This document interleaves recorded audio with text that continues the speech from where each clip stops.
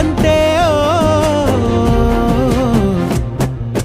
కథలెన్నో చెప్పారు, కవితల్ని రాశారు, కాలాలు దాటారు, యుద్ధాలు చేశారు, ప్రేమలో తప్పు లేదు, ప్రేమలో